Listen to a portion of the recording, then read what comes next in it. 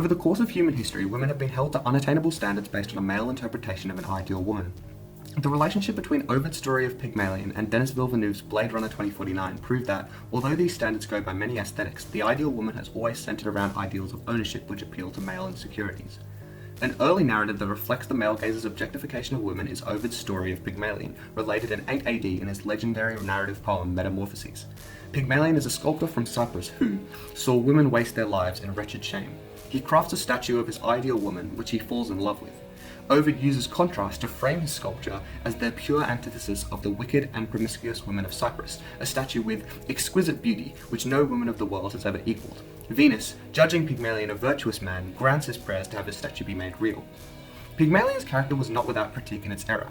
In his exhortation to the Greeks, the 2nd century Christian theologian Clement of Alexandria writes, "For I hold it sin ever to entrust the hopes of the soul to soulless things. We must then approach the statues as closely as we possibly can in order to prove from their very appearance that they are inseparably associated with error." Unsurprisingly, this criticism does not challenge the story's misogyny.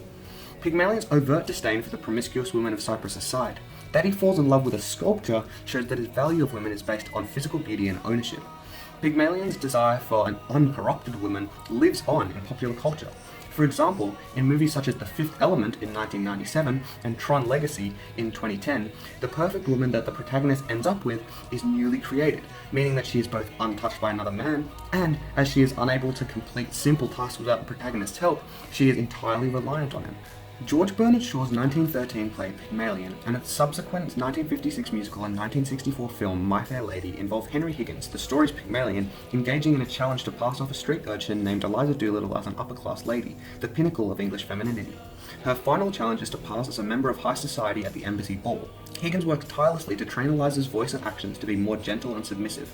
Eliza's hopes at upward class mobility rely on Higgins succeeding in this challenge, and so, despite her protests at his treatment of her, she is ultimately entirely reliant on him. While she was not created yesterday in the literal sense that Pygmalion's sculpture, Lulu from The Fifth Element, or Quora from Tron Legacy was, she is completely new to the world of British gentility, in this context essentially born anew. Bernard Shaw does make an attempt to challenge the original story of Pygmalion's misogyny. Higgins' disregard for Eliza's autonomy is clearly framed in a negative light, and Shaw deliberately avoided the play ending in a marriage. However, Shaw does not get to the core of the issue. Eliza, at the end of the play, is still supposed to be better than at the start. Shaw's aim was to show that the difference between the flower girl and the Duchess was a matter of education and accent, and not, as the Romantics held, one of birth and breeding. Rather than work to undo the lofty standards of femininity, he forces them on a wider range of women. In the 2017 movie Blade Runner 2049, the incorporation of contemporary feminist ideals allows further critique of the male insecurity and misogyny of Ovid's Pygmalion. The movie is set in an apocalyptic near-future Earth where engineered humans known as replicants are mass-produced by the Wallace Corporation. The replicants are thought to be unable to reproduce, however Kay, a replicant LAPD police officer, discovers that a replicant child has been born. He races to keep the child safe both from the LAPD, who want it killed, and from Wallace Corporation, who want to discover the secret to breeding replicants. Joy, Kay's personal AI hologram, follows the same purpose as Pygmalion's sculpture, to be everything you want to hear, everything you want to see. Joy is untouched by other men, in keeping with the aforementioned media trope. Dormant until activated by their owner, the AIs have no autonomy. They allow men to feel in control in a world where they are otherwise crushed by the exploitation of companies. The dichotomy between humans and replicants further complicates the movie's gender dynamics. The replicants are, at least supposedly, unable to reproduce. Their reliance on humans creates an inferiority complex which exacerbates the existing male insecurities around power and control. Like Pygmalion, Kay has a distaste for women. When Kay is approached by Mariette, a prostitute working for the replicant resistance movement, he is standoffish. Mariette's tone of response shows she is unsurprised.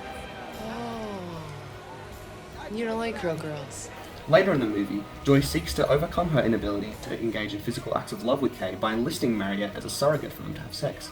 In the morning, Kay does not say a word to Mariette as she exits the apartment. The scene is analogous to the passage in Ovid's poem in which Pygmalion's sculpture comes alive. Kay now can not only view his perfect woman, but access her physical attributes as well. His fantasy is complete. Interestingly, in this scene, Joy betrays a desire to be more human. It's okay. She's real. I want to be real for you. This exemplifies how the male gaze directly clashes with the humanity of its female subject. In this way, the relationship between Blade Runner 2049 and Ovid's story of Pygmalion shows how adaptations can be used to challenge outdated values present in the hypertext. The movie explores how the conceptual ideal woman developed in Ovid's narrative poem appeals to the insecurity of the male gaze